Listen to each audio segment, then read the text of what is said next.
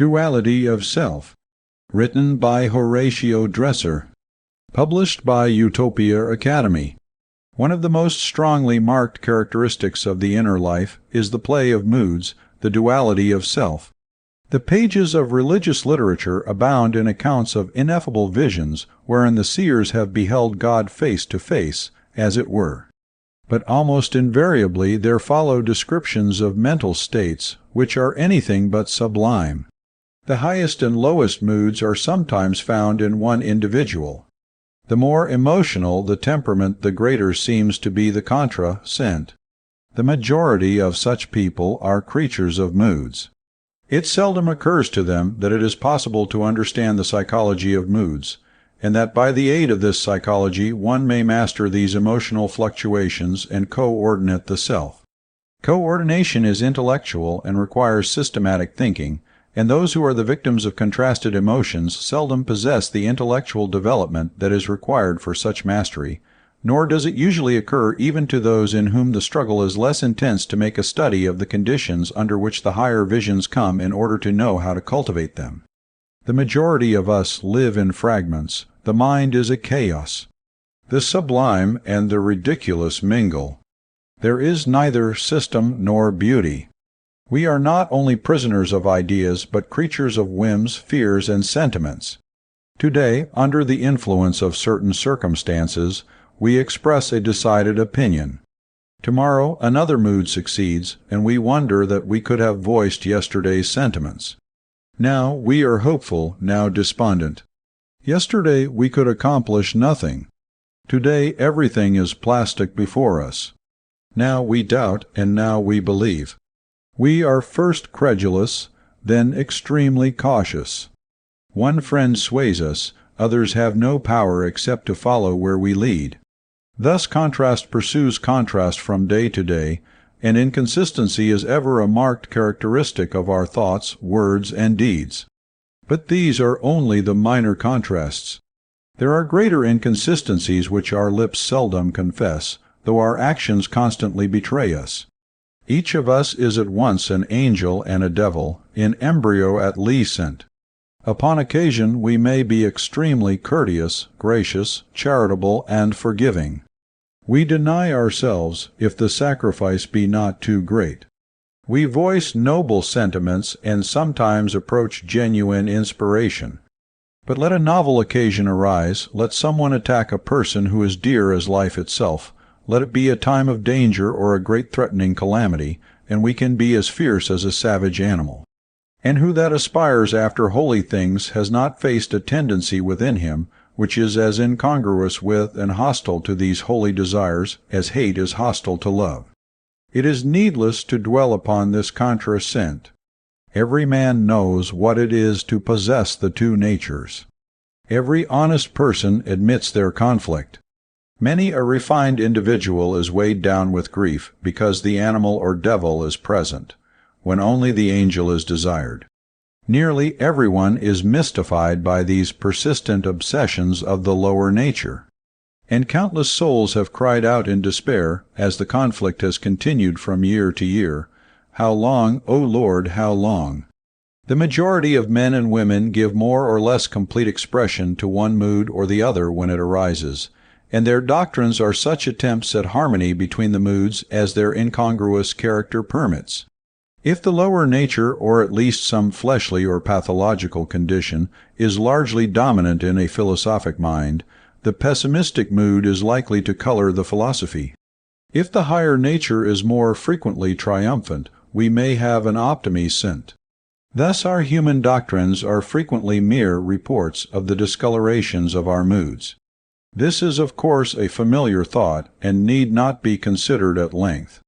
Nor need we emphasize the fact that in many cases the disconsolate mood merely points to a disordered stomach, liver, or brain.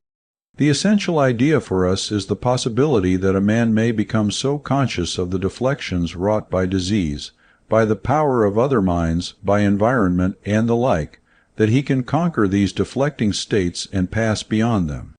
We have already acquired this art to some extent. We know from experience that emotion is apt to be ephemeral and temporarily disruptive, therefore we let the sun set on our wrath. We are aware of the subtleties of personal infatuation, and so we seek entire solitude when we wish to know what we truly think and whom we really love. When ill we know that life wears an entirely different aspect, that it is not a time to propound a philosophy of the universe. Life seems almost incredibly different in the slums and in a society drawing room.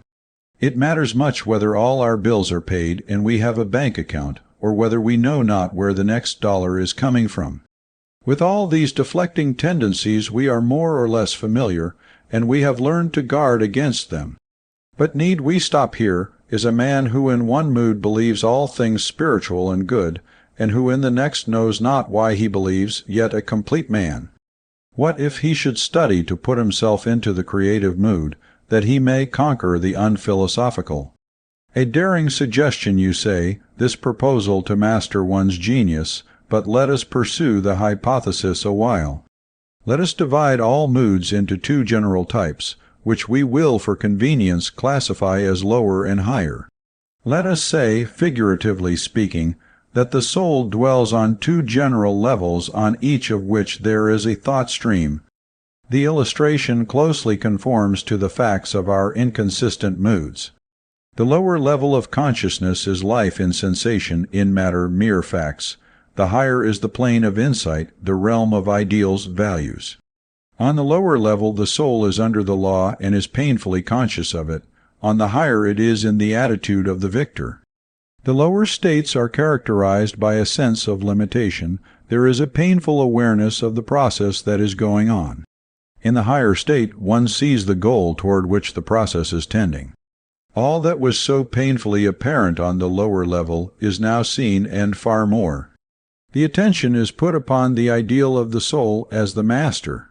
Suffering is regarded in the light of its significance in the growth of character. Material possessions are valued only for what they are worth. From the lower point of view, life is seen as a conflict, where there is constant hating and fighting. From above, strife is seen in the light of the peace which is its outcome. The lower is the plane of temptation, the higher is the domain of that quiet composure which overcometh. The one is a closing in, selfish attitude, the other is outgoing, unselfish. The lower is the realm of judgment from the appearance, of physiological diagnosis. The higher is characterized by righteous judgment. The judgments that are based on the lower states may be perfectly true on their own level, but from the higher point of view they may be utterly reversed.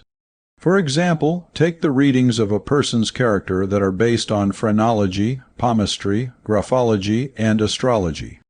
No doubt the character is written in the hand, marked upon the face, and indicated by the shape of the head, and physical man is of course related to the stars, granted that the exponent of these systems of character reading is able to read every sign correctly. Many valuable facts may thus be learned. But suppose an astrologist were able to read the future with strictest accuracy, and there is always room for the gravest doubt, would it follow that the prophecy would come true? The prophecy might be mathematically exact on its own plane. It might be that if the man in question should keep down on the level of astrological influences, he would meet precisely the circumstances foretold. But if he chanced to be one who knows how to lift his activities to the spiritual level, the influences in question might pass as impotently by as a temptation to take intoxicating liquor passes by a virtuous man who is not for a moment prompted to respond. For astrological influences undoubtedly touch only the surfaces of a man's life. A man might indeed come in contact with such influences and conquer them, but he might as easily be entirely unaware of them.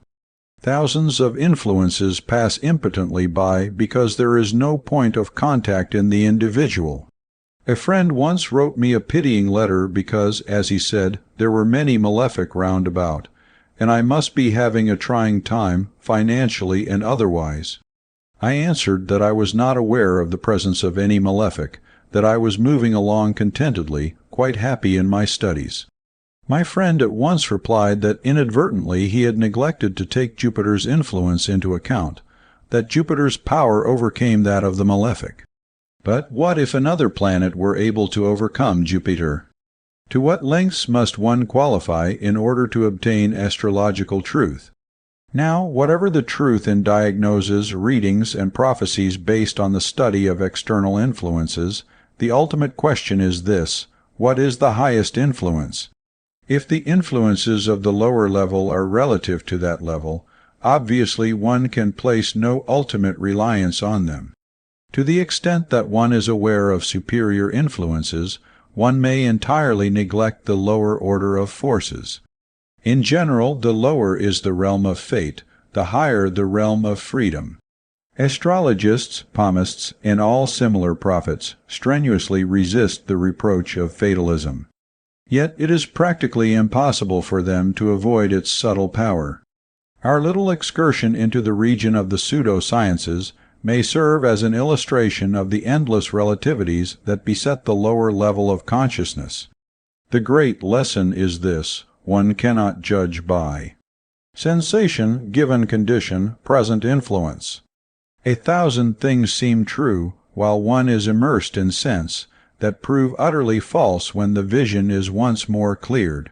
Such judgments are like the opinions of the social settlement worker, whose mind is utterly weighed down by thought of the dreadful situation of dwellers in the slough MS. It is one thing to know the facts, it is quite another to see their true bearing. It is doubtless well to become acquainted with man's actual situation in life, but there is no help for us while we dwell solely upon the darker side. The moral, of course, is easily drawn. One should push through into the sunlight, live on the higher level as much as possible, hold to the ideal, dwell on the outcome, not on the details of the evolutionary process. Yet there is a lesson to be learned from both points of view. It is through the alternation of moods that one at last sees the law. Today, for example, I am conscious on the lower level. Bodily conditions weigh upon me, and a flood of thoughts expressive of my depressed condition rush into mind. Tomorrow the weight lifts and I rise to the superior plane. All the world is transformed. I laugh at the follies and fears of yesterday. My vision carries me many times as far.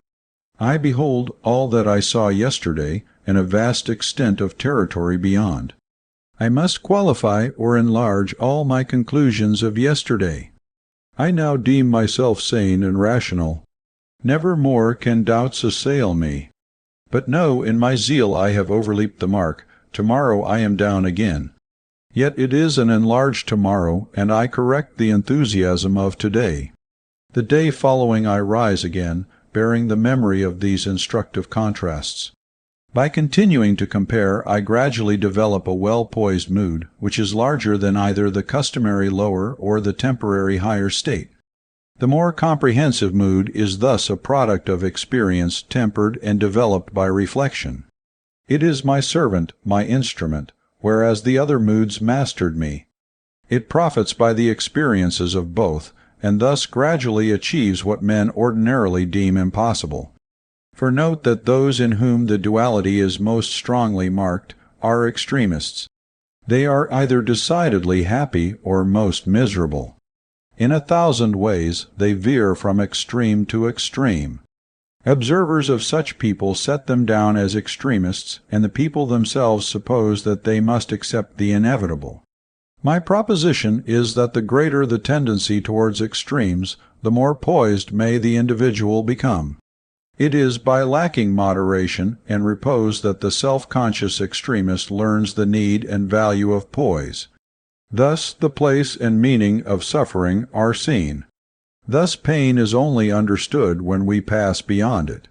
For remember that it is not so much what we are born with but what we attain, what we overcome, which teaches life's lesson and gives us wisdom to contribute to the world.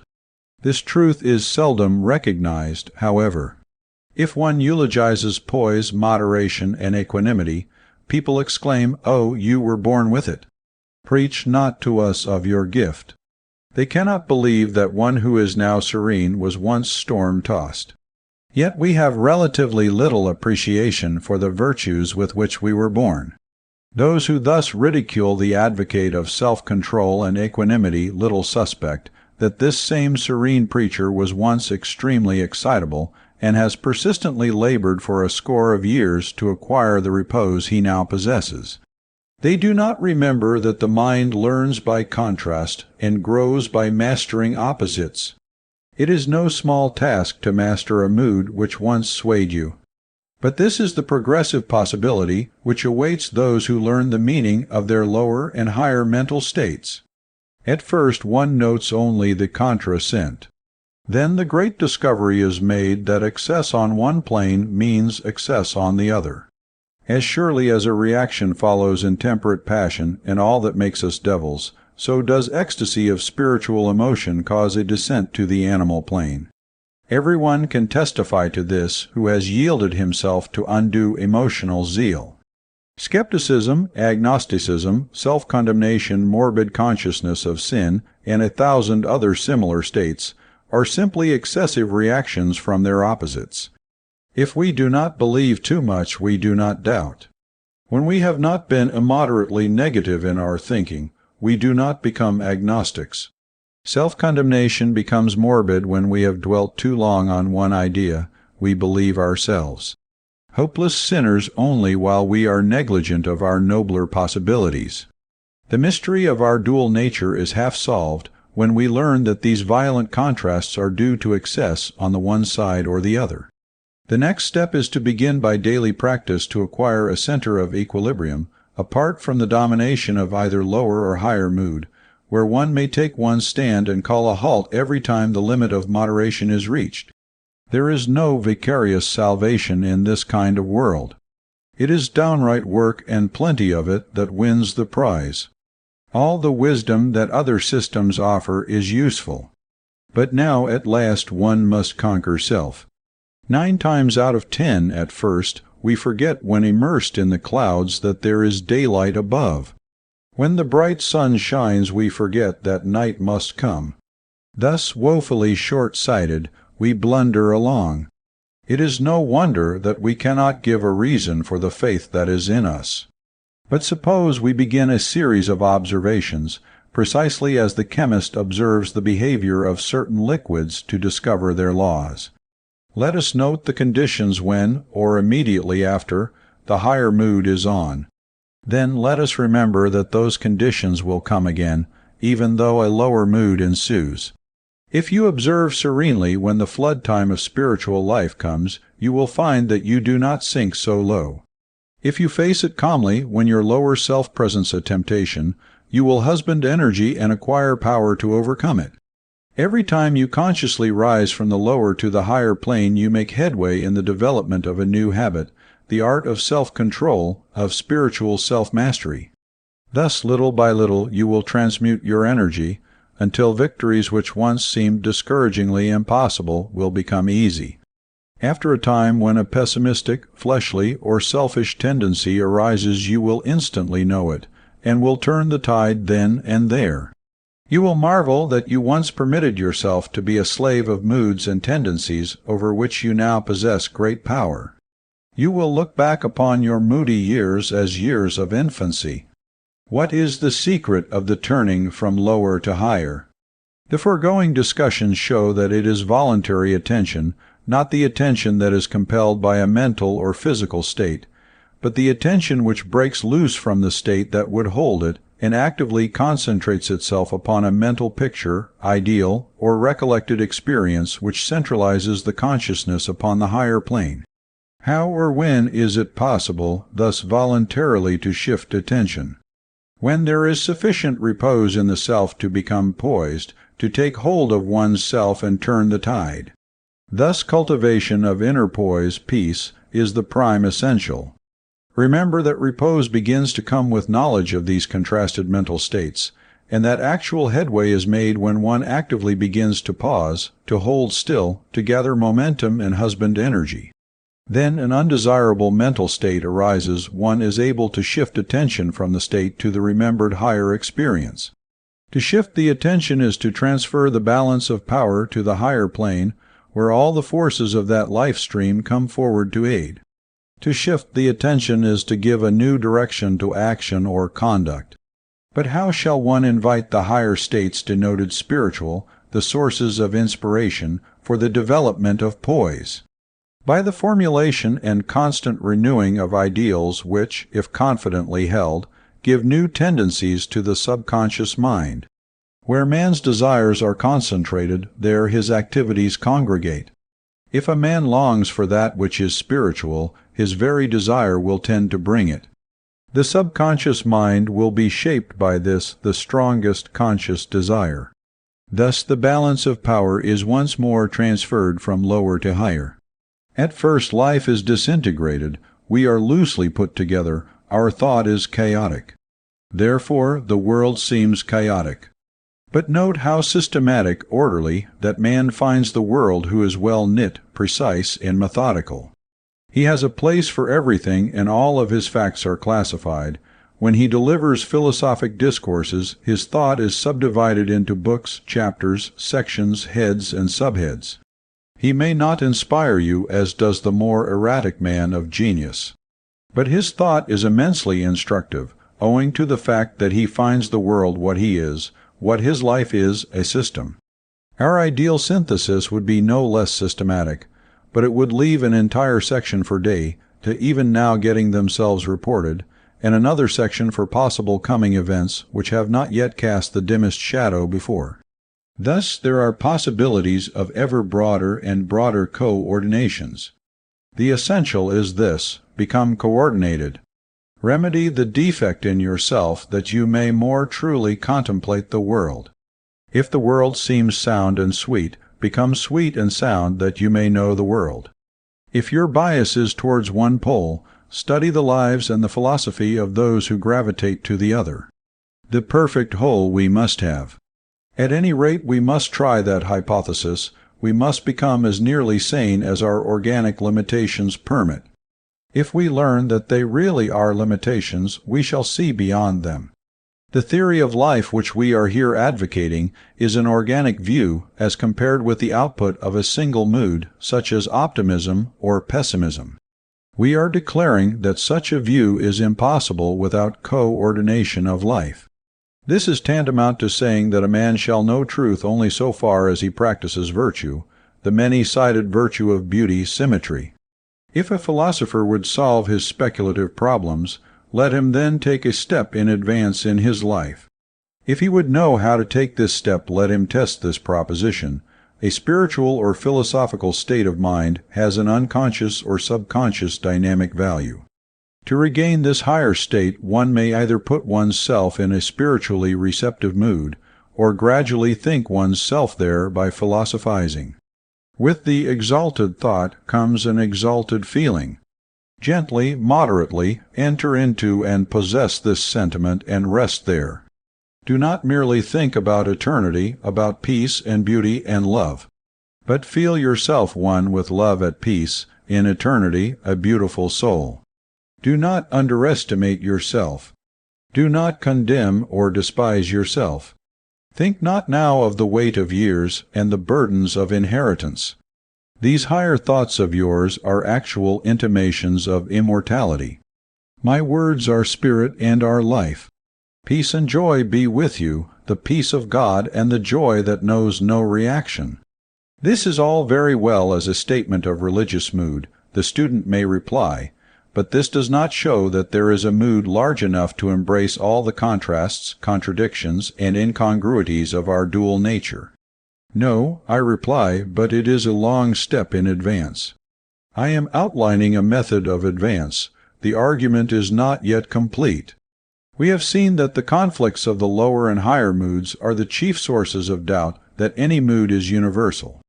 Now, insofar as we understand these contrasts within ourselves and learn to conquer them, we make a great gain. By becoming more moderate, better balanced in our lives, we acquire that insight by which the apparently incongruous is unified. We understand more and more clearly the reason for the faith that is in us. Our moods believe in each other more and more, for we rise above their limitations and see far beyond them to their common background. Thus we are less and less subject to moods and better able to create desirable mental states, by giving our thoughts and feelings a timely turn. The philosophical coordination which thus results is superior in value even to the mood of unconscious inspiration where one dwells on supernal heights. Even this highest spiritual state comes more under the will, for although one cannot always invite it directly, one can at least prepare the mind subconsciously for its coming. We have found that the starting point is acuter knowledge of self, and that the next step is the development of poise, inner peace, tranquility. Obviously, one's daily life must be adapted with this end in view. Then we have found that the poised inner center becomes the basis of self-control, that self-mastery means the triumph over moods, the adjustment of lower and higher tendencies, and finally that this prepares the way for greater triumphs over the flesh. The meaning of life for each of us is thus clearly seen. Each of us is an individual with an experience in some sense unique. We exist, at least in this life, for the discovery, development, and value of that experience. The mere facts of life at any one time, however trying, however severely we may suffer, are not true signs of what we are or why we are here. We should not judge by our pathological condition. We should not measure the world by our despair or pain. The true self is the possessor of all these moods.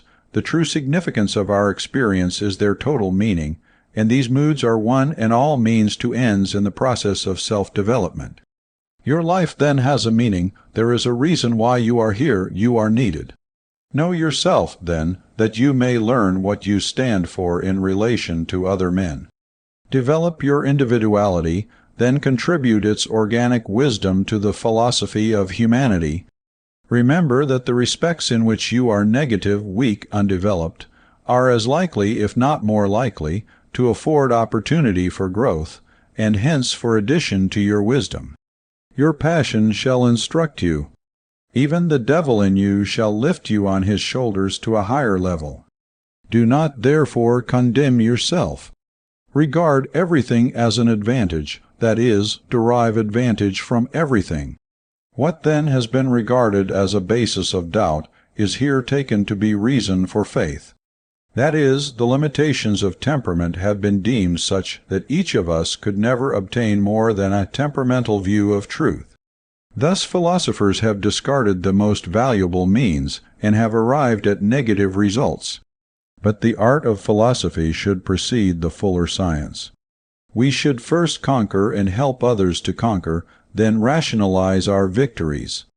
We must so master the moods in us which discolor the world for us, that we shall be able as it were to stand in front of our colored glasses. In this way only are we ever likely to see the full meaning of our aches and pains, our willfulness and deviltry. For we must truly be in order, truly to know. If we would really know God, we must practice the presence of God. If we would know the reasons for the faith that is in us, we must persistently study ourselves in the act of faith. Thus shall we gradually grow in power, and power shall lead to wisdom.